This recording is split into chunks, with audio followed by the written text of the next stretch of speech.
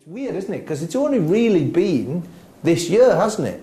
Like Stephen Fry only launched the, he only launched the big thing. Yeah. Like, was it March of this year? Something like that, yeah. But it's weird because I keep telling people, I started last week. I got on the tweeting, and I've joined the tweets, and like not the band, not the the tweets. They should advertise it actually. But so yeah, last week, and it's hilarious because it's one of those things where I was telling people, I go, I've just got on the Twitter and that. They go, what? That's like really old now. And you go, hang on, it only started, like Stephen Fry only brought it to people's attention in March, and what, now it's old? No, I was dead set against it, I was like, I've Facebook and MySpace and all that, don't really get any of that. And it was Eddie Izzard who, he's got like 1.2 million people on his, he's got more than Fry on his Twitter thing. And are they quite competitive about it? Are you getting quite competitive about that? No, not at all, because, like I say, Eddie's got 1.2, so... And how many have you got at the moment? I was up there. You're in the hundreds? I was... What have I now? I've been on a week, bear in mind. Yeah. I'm just about to tip 16,000. Oh, really? So that's not bad for a week. You're doing all right, man. Yeah, 16,000. So I'm hoping to do... It's Follow Friday soon, so I'm hoping to... Yeah. What is it, tomorrow? Yeah, tomorrow's Follow Friday. Yeah. So I'm hoping to reach 20,000 in the next week or two. You are getting slightly competitive. No, of course I against myself. Yeah.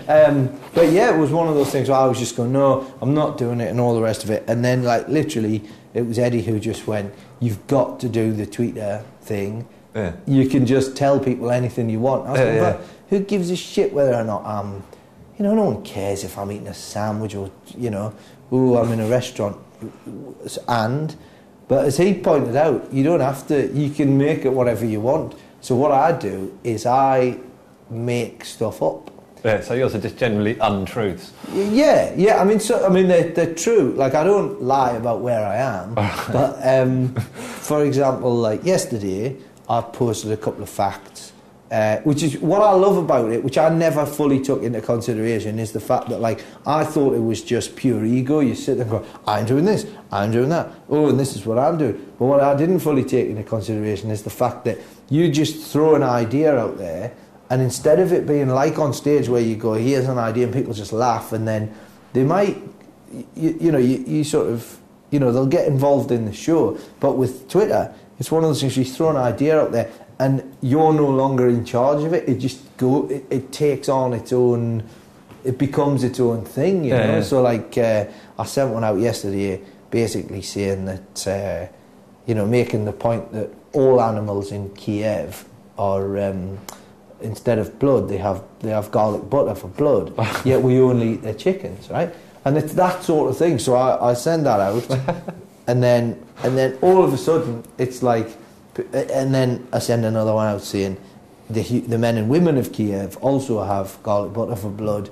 You should see the faces of the vampires when they, you should see the look on the faces of the local vampires. See, that's me. See how I'm doing that? Yeah, I use a BlackBerry and an iPhone.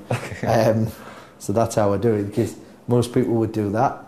Look, I'm on the Twitter there. That would be them, but I'm doing it with my thumbs. And so basically, I sent that out.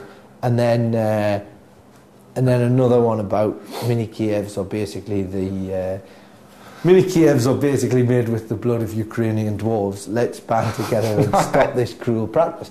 So clearly nonsense, but amusing nonsense. And I put it out there, and then the next thing you know, people just pile in and say, "Oh, what about this?" Or there was one started earlier this week, which was. About how, Christmas, very commercialised Christmas, and everyone's going, people have lost the true meaning of it. So I just put the idea out there that we should create a new character called Janta, who's a cross between Jesus and Santa. And that way, there's no, we're not pretending otherwise. It's commercial, it's religious, it's, let's go forward with it. And then people start sending me ones going, well, hang on, which half is Jesus, which half is Santa? So obviously I then had to respond with, well, clearly it has to be Santa's legs, otherwise it just looks like Santa without any pants on because of the loincloth. And then people start saying, what about the baby Jesus? Is it the baby? So then you've got Santa's body with baby Jesus' head, and then somebody else says, well, what about the Easter bunny?